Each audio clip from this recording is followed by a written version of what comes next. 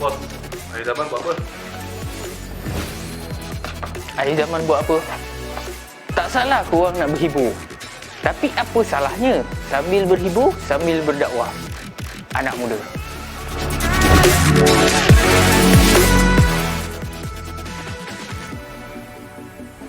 Demi kesatuan ummah, memperkasa ekonomi Hufaz.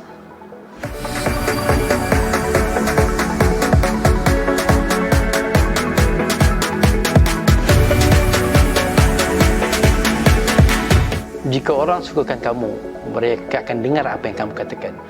Tapi jika mereka yakin pada kamu, mereka akan berikan kamu bisnes. Itulah branding.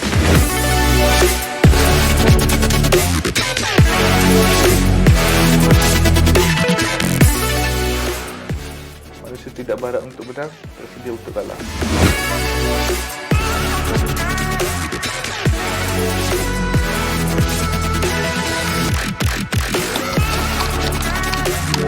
Dia simple, asal mantul.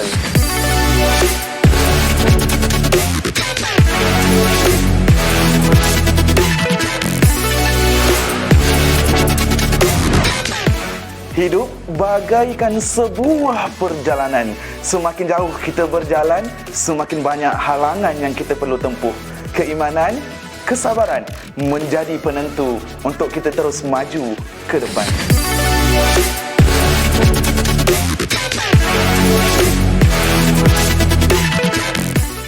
Dia slow hand asal tak feeding. Menang kalah adat pertandingan. Kita masuk enemy auto merinding. Dengan izin Allah, pasti tiada halangan.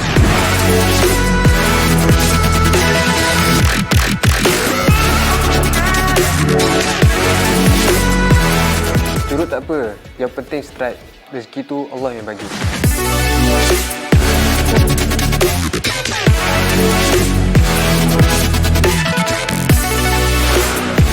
Kata-kata bukan mister, tapi azimat.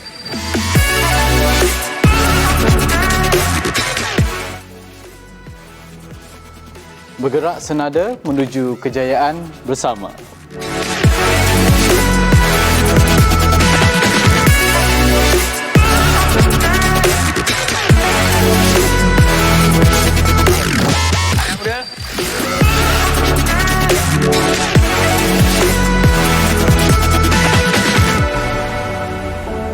Alamak! Mantap, Syekh!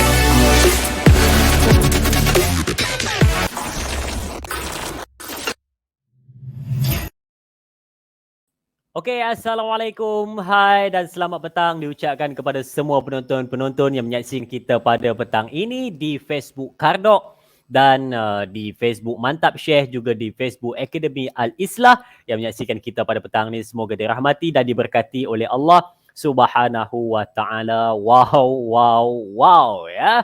Penonton-penonton semua, terima kasih kerana terus support kita di Mantap Syekh, yang mana kita nak menyiarkan kepada anda info-info menarik dan juga sesuatu yang dapat dijadikan sebagai manfaat dalam kehidupan. Dan yang paling penting, kita nak jadi remaja dan juga warga negara Malaysia dan juga hamba Allah Subhanahu wa ta'ala yang sangat dicintai oleh Allah dan juga disayangi oleh baginda Nabi sallallahu alaihi wasallam. Baik, apa khabar semua? Semoga dalam keadaan sihat selalu, dan kalau ada rasa macam nak demam-demam ke, rasa badan tak berapa sedap ke, macam ada diri tu tak berapa sihat ke, pergilah cek dan sebagainya. Jangan lupa makan ubat, rehat cukup, tidur cukup dan makan cukup. Okey, baik, petang ini ya, kita nak berbicara tentang satu sifat manusia. Tapi sebelum tu saya nak bawa dululah analogi ataupun perumpamaan awal kepada penonton-penonton supaya kita nak tengok apa sebenarnya yang kita nak sebut pada petang ni, dan perangai manusia yang macam mana kita nak sebut pada hari ni, dan apakah dalil-dalil yang menjadi sandaran bila mana kita nak bincang tentang satu perangai manusia yang daripada dulu sampailah sekarang dia akan kekal ada sampai bila-bila. Baik. Okey, saya bagi satu contoh mudah lah. Sambil-sambil tu penonton-penonton boleh share kan, like Facebook kita ni supaya semuanya dapat melihat kita punya live pada hari ini. Baik. Contoh mudah ya. Kita ni masa kita sekolah dulu, kita ni satu sekolah dengan kita punya sepupu. Kita satu sekolah dengan kita punya sepupu. Sepupu kita ni jahat betul. Oi, jahat betul sepupu ni. Bukan setakat nakal, jahat. Kalau nakal ni, ponteng sekolah, ponteng kelas, lepas tu menconteng pintu dinding tandas, kacau orang, itu nakal. Tapi ni jahat ni, jahat. Jahat ni jenis apa? Dia curi tabung sekolah, dia masuk bilik guru, dia masuk pejabat, dia pergi curi telefon, lepas tu dia curi duit cikgu, kan? Dia curi duit kawan, dia masuk ke kantin, dia curi makanan. Jahat tu ni, kan? Merosakkan barangan harta benda sekolah. Kalau dia marah pada mana-mana cikgu, tayar kereta cikgu dia bagi letup. Dia bukan cocok, dia tekan bagi angin keluar sampailah lepeh tayar cikgu. Wah, ni nama dia jahat budak ni. Bila mana yang jahat tu, tiba-tiba dia tu sepupu kita. Sepupu kita, anak mak saudara kita, sepupu kita hak jahat tu. Bila mana dah jahat, agak-agak kita nak mengaku tak kita punya sepupu. Orang duk kata, orang pelajar paling jahat kat sekolah ni adalah ni si Fulan bin si Fulan ni. Dia lah paling jahat kat sekolah ni. Oh. Agak-agak kita nak mengaku tak? Tu sepupu saya yang jahat tu. Ada tak kita nak mengaku? Walaupun kita tahu tu sepupu kita, tobat kita takkan cakap tu sepupu kita. Kalau orang tahu pun kita akan kata dekat orang tu, jangan bagi tahulah dia sepupu aku. Malu aku nak mengaku sepupu aku. Jahat. Tapi kita ingat balik. Jahat-jahat kawan kita tu, tetap lagi ada baik dia. Jahat-jahat kawan kita, tapi tetap lagi ada baik dia. Tapi kawan kita tu, sejahat-jahat dia, kita dah tak mengaku dia sepupu kita. Tapi, orang yang kita nak cerita pada petang ni, dia punya sikap dia adalah, dia ni sepupu ataupun saudara kepada syaitan. Kita nak cerita satu sifat manusia, bila mana kita ada sifat ni, Allah label kepada kita, kita adalah saudara syaitan. Saudara syaitan. Orang berkata pada kita, ni saudara syaitan ni. Agak-agak marah ke tak marah kita? Suka ke tak suka kita? Bila disebut sebagai saudara kepada satu makhluk Allah yang sangat jahat, tak jumpa di mana baiknya, namanya adalah syaitan. Sudah. Macam mana yang dikatakan saudara syaitan ni? Sikapnya adalah bakhil pula dah. Sikapnya adalah boros. Sebab tu tajuk kita pada petang ni, boros memakan diri. Boros makan diri. Sikap boros memakan diri. Boros ni ataupun erti kata lain adalah kuat membazir. Kuat betul membazir. Ni dia nama dia adalah saudara syaitan. Jadi kat mana yang saya ambil? Saya kata sikap boros ni siapa ada dia adalah saudara syaitan. Kita bukan petik saja-saja. Kita ambil daripada surah Al-Isra. Kita ambil daripada surah Al-Isra ayat yang ke-27. Firman Allah Subhanahu wa taala yang membawa maksud, Allah kata pada kita, sesungguhnya pemboros-pemboros itu adalah saudara syaitan dan syaitan itu adalah sangat ingkar kepada Tuhannya. Allah kata pada kita ni saudara syaitan. Hari tu ingat tak saya pernah cerita tentang talam dua muka? Manusia talam dua muka ni, Allah label dia sebagai penipu. Itu pun kita dah tak suka. Allah kata aku penipu, aku tak suka weh. Yang tu pun kita dah tak suka. Tapi yang ni Allah label kita lagi tinggi daripada penipu. Jawapannya adalah hang sedara kepada syaitan, hang ni sepupu kepada syaitan, hang saudara kepada satu makhluk Allah yang sangat jahat. Namanya adalah syaitan. Yang ini memang level tinggi punya. Tapi berapa ramai orang pada hari ni yang bersikap boros. Kita tahu hang ni banyak harta. Kita tahu hang ni banyak duit. Kita tahu hang ni macam-macam benda ada.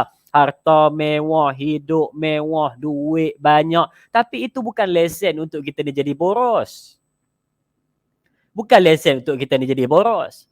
Berbelanja seumpama mana dah tak ada esok hari dah. Dia beli macam-macam, boros sungguh. Dah ada, beli lagi. Dah ada, tambah lagi. Dah ada, duk beli.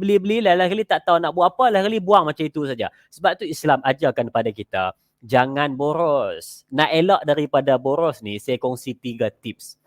3 tips, 3 skill, 3 cara macam mana nak elakkan kita daripada jadi saudara syaitan yang boros ni. 3 tips saya bagi. Okay, boleh tulis dekat ruangan komen. Yang pertama, tips tak nak boros adalah, ini semua orang tahu.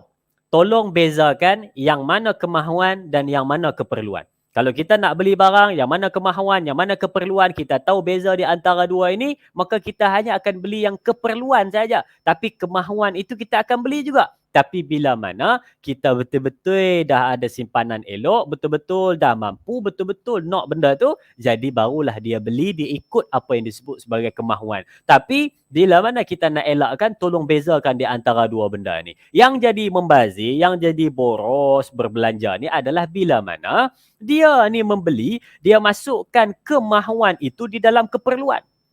Kehendak dia tu, benda yang dia nak tambah tu, dia masukkan di dalam kemahuan, maka tengok macam mana cara dia berbelanja. Bawa duit 1,000 pergi ke kedai pun tak cukup kalau jenis orang boros ni. Kan? Boros ni apa? Boros ni adalah bila mana dia berbelanja tak ada had. Dia ni jenis berbelanja tak ada had. Dia tak ada penghujung. Dia ada mula tapi tak ada penghujung. Ni nama dia orang yang boros. Tetapi bila mana membazir, membazir adalah bila mana dia ini berbelanja tak ada had. Lepas dia dapat benda tersebut, maka dia sia-siakan apa yang telah dia cari tadi. Inilah namanya membazir, boros. Sampaikan disebut di dalam satu ayat lagi, di dalam surah Al-Furqan ayat 67. Disebut dalam surah Al-Furqan ayat 67. Maksudnya, dan orang-orang yang apabila membelanjakan harta mereka tidak berlebihan dan tidak pula kikir, dan adalah perbelanjaan itu di tengah-tengah antara yang demikian. Ni dalam satu lagi ayat Quran, Allah pesan juga kepada kita, bila mana nak belanjakan harta tu, jangan membazir, jangan kedekut. Duk di tengah-tengah, sekadarnya wasatiyah, bersederhanalah di dalam kehidupan. Jangan membazir, jangan pula kedekut. Ini dah tak membazir, kedekut pula. Kedekut pun kita tak nak. Dah tak kedekut, membazir pula. Membazir pun kita tak nak. Sampaikan dalam kita ini nak bersedekah, berinfak pun tetap ada hadnya. Ada orang yang berinfak tapi boros. Macam mana? Dia bagi segala harta benda yang dia ada. No, dia pun tak cukup makan. Family dia pun tak cukup makan. Yang ni pun ditegah juga di dalam agama. Jangan sampai kamu ini kera di hutan disusukan, anak di rumah mati kelaparan. Nak bagi tu cantik dah. Tapi jangan sampai boros sangat pula. Bagi semua yang dia ada, dia nak tiru. Dia kata, aku ada Allah dan Rasul. Betul, Allah dan Rasul. Tapi hang dalam nak bagi pun, tolonglah tengok juga family kita di rumah, family kita yang terdekat, kita sendiri sampai tak ada makanan, tak ada duit sebab bagi ke orang punya pasal, tak ada lah Islam sampai suruh kita macam itu. Bersederhana, ikut apa yang patut, ikut apa yang termampu, buat sekadarnya, janji, ikhlas dan juga baik. Okey, itu nombor satu. Cara kita nak elakkan pemborosan ataupun pembaziran boros ini, tolong bezakan kemahuan dan juga keperluan. Yang kedua, bagaimana kita nak elakkan diri kita daripada sikap boros? Tolong jadi seorang manusia yang bila mana ada harta, dikawal harta itu dengan perancangan keuangan yang baik. Jangan kata duduk di pejabat, jangan kata duduk di office je kena audit kita punya duit. Kita punya duit kita sendiri pun kena audit. Audit duit sendiri. Duk tengok, okey, bulan ni aku dapat gaji 3,000. Jadi aku nak berbelanja berapa banyak, komitmen aku berapa banyak, nak beli itu, nak beli ini, nak buat itu, nak buat ini. Dia tolong tengok, dia susun, atur, dia tulis apa semua, dia buat kira-kira, dia buat kiraan. Bulan dia berapa banyak dah aku belanja duit. Aduh, dah lebih pada had ni. Aku setiap bulan 500 je aku peruntukkan untuk belanja aku punya, nak berbelanja. Tapi bulan ni dah lebih ni, sekarang ni dah 700 aku belanja ni. Jadi dia dah lebih. Dia tengok perancangan keuangan dia setiap bulan supaya dia tak melebihi had kepada itu. Susun elok-elok supaya komitmen kita bayar. Komitmen kita teratur elok. Perbelanjaan kita ada had dia. Lepas tu kita punya simpanan pun ada. Untuk wang emergency pun ada. Ni barulah betul. Ini belanja, boros, simpanan tak ada. Boros, belanja, wang untuk emergency tak ada. Saya dulu pernah belajar, dia kata wang untuk emergency paling kurang kena ada di dalam simpanan adalah RM1,000. Paling kurang wang untuk emergency. Untuk tiba-tiba macam terdesak nak pakai, tiba-tiba kita ni dah belanja habis, no, tayar kereta pecah ataupun kereta kita rosak ke, paling kurang wang untuk emergency. Wang untuk emergency ni bukan simpanan tau. Wang untuk emergency ni bukan wang simpanan. Wang simpanan tu lain. Wang untuk emergency ni, kalau ada apa tiba-tiba berlaku, maka nak pakai duit, ni Ada duit. Ada duit emergency 1,000, nah boleh pakai. Tak terdesak, tak pecah kepala nak fikir macam mana nak cari. Dan simpanan, satu lagi saya nak pesan kepada penonton-penonton, simpanan ni sebenarnya dia berhantu. Siapa betul boleh tulis betul dekat ruangan komen. Duit simpanan ni dia berhantu. Berhantu macam mana? Sekali kita tebuk, dia akan bocor sampai bila-bila. Contoh wang simpanan kita ada 1,000. Kalau kita kata, aku nak ambil lah daripada simpanan dia RM50. Tak apa, RM50 kali ni je. No. Hang tebuk sekali RM50. Nanti lain-lain kali hang akan datang lagi. Dia kalau tak tebuk lagi, dia akan jaga betul-betul. Tapi sekali dia korek tabung, maka akan habis lah. Tabung ayam tu dia korek kat bawah, dia ambil RM1. Esok ambil pula. Alah RM1 je lagi. Lalah kali, kosong dalam tu. Sebab tu nombor 2, tolong atur perbelanjaan kita, tolong semak perbelanjaan kita. Nombor 1 apa tadi? Bezakan kemahuan dan juga keperluan. Yang kedua, rancang perbelanjaan bulanan kita. Bukannya setiap kali dapat gaji, pum, nak bagi habis. Tidak macam itu. Macam itu gaji RM64,000 pun selesai tiap-tiap bulan. Kena atur rancang perbelanjaan kita. Yang ketiga, macam mana nak elakkan kita jadi orang yang boros? Caranya adalah jangan lihat pada gaya kehidupan orang. Sebab lain orang, lain kemampuan dia. Lain orang, lain dia punya cara hidup dia. Tapi bila mana kita tengok orang, kita nak tiru gaya hidup orang tu, maka di situlah kita akan mulanya starting langkah pertama untuk jadi orang yang boros. Kita hidup kita jadi simple. Pakai baju t-shirt, pakai seluar, tracksuit. Relax.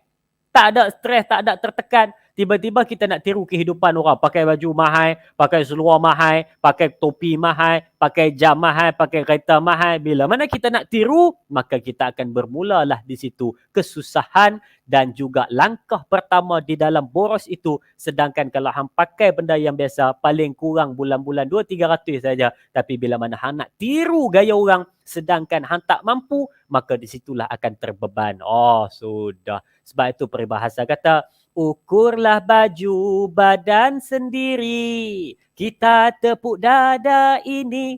Ukurlah baju badan sendiri. Ni, ukur baju badan sendiri makna dia, hang nak buat apa-apa, hang tengoklah pada diri hang dulu, mampu ataupun tidak. Ini nak tiru gaya orang, shopping tiap-tiap bulan, 2 minggu sekali pergi shopping, belanja sana, belanja sini, pakai kad, duit keluar macam air, masuk macam siput. Sebab tu kadang-kadang ada orang kata, duit ni macam siput, dia kata. Duit ni macam siput babi, dia kata. Pasal apa orang kata duit macam siput babi? Yalah, dia kata nak masuk macam siput, nak keluar macam tambahlah sendiri di ujung kan. Dia kata duit ni ya Allah keluar macam air, nak masuk macam siput. Nak masuk, aduh, slow dia masuk. Tapi bila nak keluar, grup dia keluar. Yang ni yang kita takut. Sebab tu 3 benda ini yang saya kata tadi. 3 benda tu saya kata. Yang pertama, bezakan keperluan dan juga kemahuan. Yang kedua, rancang perbelanjaan bulanan kita. Yang ketiga, jangan tengok pada gaya kehidupan orang. Bila mana 3 benda ini kita dapat kawal, kontrol, buat sebaiknya, maka di situlah kita akan jadi orang yang sentiasa berjaga-jaga. Bila mana nak keluarkan duit, kita akan jadi orang yang berhati-hati dan semak balik bila duit itu keluar, adakah duit itu akan masuk balik. Sebab tu orang yang jenis boros ni, dia susah nanti di hari tua. Orang yang boros ni, dia akan jadi menyesal nanti. Susah sangat. Sebab dia terlampau boros. Tangan dia jenis nak keluarkan duit ni bagus dah. Tapi tolong letak pada jalan yang betul. Bila mana ada orang minta untuk bantuan ke, mudah bagi. Bila ada orang minta pertolongan, infak, sedekah ke, mudah dia bagi. Tapi bila mana boros, bukan daripada benda-benda yang sepatutnya, maka di situlah akan menyesal di kemudian hari. Telajak perahu boleh diundur, telajak kata wang anda binasa. Bak kata Ibnu Mas'ud radhiyallahu anhu dan juga Ibnu Abbas radhiyallahu anhu, dia kata apa? Dia kata perkataan tabdzir. Okey? Perkataan tabdzir ni, yakni pemborosan ni, adalah meninfakkan sesuatu bukan pada jalan yang betul. Oh, tu makna boros. Boros ni senang faham ikut kata Sayyidina Ibnu Mas'ud dan juga Ibnu Abbas. Dia kata boros ni adalah, okey, boleh tulis kat ruangan komen. Apa makna boros? Boros itu adalah meninfakkan harta tapi bukan jalan yang betul. Ataupun mengeluarkan harta bukan pada jalan yang betul. Yang inilah namanya boros. Inilah namanya sikap sikap boros. Syaitan cukup suka bila mana ada orang yang jenis perangai boros ni. Syaitan bisik. Syaitan kata, hang duit banyak. Hang duit banyak, kata banyak. Bulan-bulan duit masuk. Bulan ni apa salah kita pun pergi belanja habis-habis. Bulan depan duit dapat lagi. Tambah-tambah yang jenis kerja gaji tetap ni, lagilah seronok dia berbelanja. Oi, relax je. Sebab dia dah set dalam ni. Habis duit kali ni pun lagi 25 hari bulan, 27 hari bulan, 1 hari bulan, 7 hari bulan. Masuk balik duit. Apa nak risau nanti duit masuk balik. Itu yang jadi masalah. Syaitan bisik pada dia, relax lah, hang gaji bulan kot, gaji besar gaji bulan, nanti duit masuk balik, apa susah, apa takut, nampak? Dia bisik macam itu, maka kita pula tak boleh lawan bisikan tersebut, maka akan terjadilah pemborosan yang amat-amat sangat. Tu dia, keluar, tengok tak masuk dah. Keluar, tengok ada benda yang belum settle lagi bayar untuk bulan tu. Keluar, belanja, tengok, no, ada lagi duit yang kena guna untuk benda-benda lain. Macam saya katakan awal tadi, emergency punya wang pun tidak ada. Oleh kerana itu, kita kena berjaga-jaga dan selalu kita ingatkan diri kita supaya tidak terjadi manusia yang boros. Ya Allah, boros.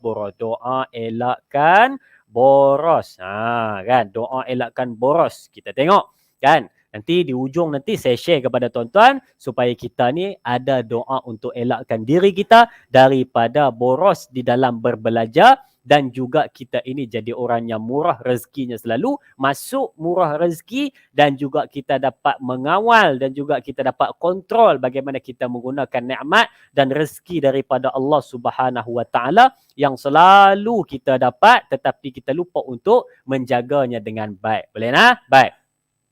Dan seterusnya, yang seterusnya saya nak kongsi kepada penonton-penonton 3 bencana ataupun 3 hasil ataupun 3 keadaan bila mana orang ini dia boros di dalam kehidupan, apa benda yang akan jadi pada dia di kemudian hari. Ini sebagai benda peringatan lah, kita takut jadi 3 benda ini kepada kita.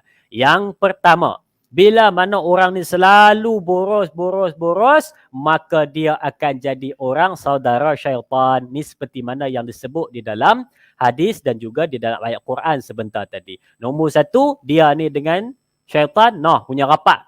Sebab dia adalah saudara kepada syaitan. Syaitan suka bila saudara kepada syaitan. Takkan syaitan kata nak tinggal dia masuk syurga. Mesti dia nak ajak sekali. Sebab tu boros ni kita kena elakkan. Yang kedua, bila mana orang yang boros ini, dia akan menyesal di kemudian hari kerana dia tahu banyaknya wang telah dipersiakan di usia muda. Banyak wang. Kalau kita kira tengoklah, dia punya boros tu saja. 1 bulan dekat 400-500. Dia punya boros tu. Dia belanja, dia punya keperluan tu, dah betul. Tapi ada lebih yang boros itu, 300-400 dia belanja. Jadi kalau tengok 300-400 setiap bulan, kali dengan 12 bulan, kali pula dengan berapa lama dia membazir boros yang amat, kira-kira ya Allah, dekat pada berapa? Dekat pada 70-80 ribu dia membazir setiap tahun dia punya ni. Tapi tengok dalam simpanannya, duit tak ada pun simpanan. Adalah sikit, berapa? RM12.50 simpan. Aduh. Apa yang diboroskan tu kalau simpan dah ada 70 ribu. Tengok-tengok dalam simpanan ada RM12.50 saja sebab dia tak ada simpan. Yang kedua, dia akan menyesal kerana dia fikir balik banyaknya wang yang dipersiakan. Bukan boleh undur balik. Masa kalau boleh undur balik tak apa nak apa betul. Andai dapat ku undurkan putaran dunia, ingin ku ubah semula kata-kata dan tingkah lakuku. Itu kalau boleh. Masalahnya tak boleh. Tak boleh nak undur balik, tak boleh nak patah balik ke belakang. Jadi bila mana dah jadi macam itu, dengar saja kita punya perkongsian pada petang ni, jomlah kita ubah. Jom kita perbaiki, jom kita cantikkan supaya kita tak jadi orang yang membazir harta begitu saja, yang boros di dalam berbelanja. Dan yang ketiga, bila mana kita sebut tentang sikap boros makan diri ni, hasil yang ketiga pada orang yang selalu boros ni adalah dia akan menjadi orang yang sentiasa terfikir tentang hartanya, maka hidupnya tidak akan tenang. Dia sentiasa terfikir. Terfikir apa? Dia terfikirlah. Dia ada benda banyak, apa yang dia nak buat? Dia ada benda banyak tetapi dia dah gunakan kepada yang tak sepatutnya. Maka dia fikir pula, adakah dapat balik apa aku belanja tu? Adakah dapat balik aku belanja tu? Hidup jadi tak seronok, hidup jadi tak tenang. Maka di situlah permulaannya hidup jadi tak tenang kerana harta. Sebab itu bila mana Sayyidina Ali kata, Sayyidina Ali sebut, bila mana kamu ada ilmu, ilmu akan jaga kamu. Tetapi bila mana kamu ada harta, harta yang kamu kena jaga. Kamu yang kena jaga dia, bukan dia yang jaga kamu. Kamu yang kena jaga dia. Jadi bila mana kamu ini sibuk menjaga harta, kamu akan jadi orang yang tak tenang. Kamu akan menjadi orang yang sentiasa runsing. Kamu akan menjadi orang yang hidupnya sentiasa dibelenggu dengan benda-benda yang tak patut dipikir di dalam otak. Di samping itu, boros punya boros, kamu ini berbelanja tak ingat-ingat, maka disitulah bermulanya sikap nak pinjam duit, berhutang kerana nak memenuhi kemahuan dalam hidup. Nak memenuhi kemahuan duit sendiri boleh tahan lagi. Ini memenuhi kemahuan, tak ada. Nak pinjam duit. Biar apa-apa tapi asal bergaya. Yang ni lah yang banyak kita pakai pada hari ni. Biar hidup dia macam apa, tak ada duit ke apa. Tapi bila mana orang tengok, nampak bergaya. Senario duk kata, biar apa-apa asal bergaya. Biar apa-apa asal bergaya. Yang ni bukan yang dia ajar oleh Islam. Hiduplah setakat mana kemampuan kamu, asalkan bahagia, asalkan Allah sayang kepada kamu, tidak meminta-minta dan tidak menyusahkan orang lain. Yang ni lah yang kita nak. Dan daripada itu, marilah sama-sama kita lihat balik kehidupan kita. Adakah termasuk di dalam orang yang Allah sebutkan di dalam surah Al-Isra dan termasuk di dalam orang yang disebutkan di dalam surah Al-Furqan sebentar tadi. Ada dua manusia. Yang pertama, manusia yang disebut di dalam surah Al-Furqan adalah saudara kepada syaitan, yakni manusia yang sentiasa boros dan juga membazir di dalam hidup. Dan yang kedua, manusia yang disebut di dalam surah Al-Furqan, manusia yang dia ini kedekut, tidak, membazir pun tidak. Ataupun dia ni jadi orang yang dia tidak kedekut tetapi membazir, tetapi dia tidak membazir tapi kedekut pula. Allah kata, jadilah yang di pertengahan, jadilah orang yang sentiasa bersederhana di dalam kehidupan kamu.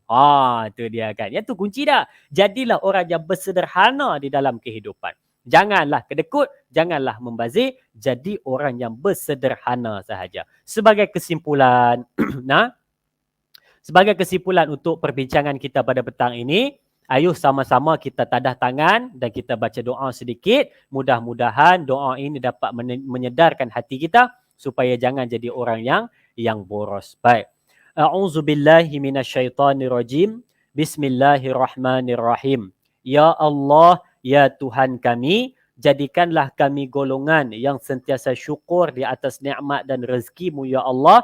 Bantulah kami untuk mengawal dan juga merancang perbelanjaan kami supaya kami dapat mengelakkan diri kami daripada sikap boros dan pembaziran ya Allah, ya Rahman, ya Rahim, ya Zal Jalali wal Ikram. Rabbana atina fid dunya hasanah wa fil akhirati hasanah wa qina azabannar. Wa sallallahu ala sayyidina Muhammad wa ala alihi wa sahbihi wa tabaraka wa sallam. Walhamdulillahi rabbil alamin. Amin ya rabbal alamin. Dalam doa tadi ada 3 saya sebut. Yang pertama, jadikanlah kita orang yang bersyukur di atas segala nikmat yang Allah berikan kepada kita. Yang kedua, jadikanlah kita manusia yang bijak merancang apa yang kita nak belanjakan dalam kehidupan kita. Dan yang ketiga, jauhkanlah kita daripada menjadi manusia yang boros dan juga selalu membazir apa yang kita ada. Jadi mudah-mudahan kita terhindar daripada benda-benda ini. Kita tak suka jadi orang yang disebut sebagai saudara syaitan. Kita tak minat jadi orang yang sentiasa membazir. Dan kita tak nak sama sekali jadi orang yang sentiasa boros, mengeluarkan harta bukan di jalan yang benar. InsyaAllah, tuan-tuan doakan saya doakan tuan-tuan semoga kita terselamat daripada sikap yang disebut pada hari ini, sikap boros memakan diri. Okey, jumpa lagi. Sekian. Assalamualaikum warahmatullahi wabarakatuh. Jangan lupa untuk follow, like dan share kita punya Facebook Kardok, Facebook Mantap Syekh dan juga Facebook Akademi Al-Islah. Follow, kita boleh dapatkan info-info berkenaan dengan iHufaz dan info-info menarik. Juga kita ada majlis ilmu daripada pagi sehingga ke malam. Semuanya untuk penonton-penonton, khususnya untuk anak-anak muda. Jangan sia-siakan kehidupan anda. Pastikan kehidupan anda umur sentiasa di dalam keberkatan dan keselamatan. Jumpa lagi. Sekali lagi saya sebut. Assalamualaikum warahmatullahi wabarakatuh. Alamak, Mantap Syekh.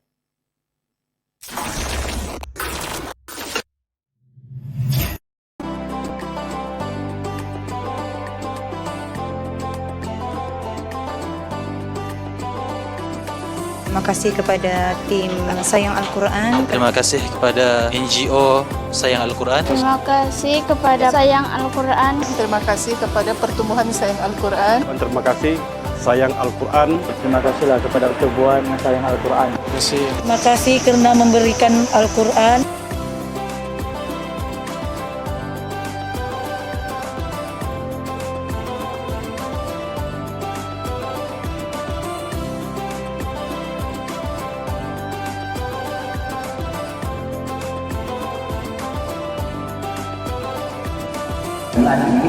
InsyaAllah hari ini dan semalam kita telah lancarkan satu infak Quran kasih buat Borneo untuk 100,000 naskah.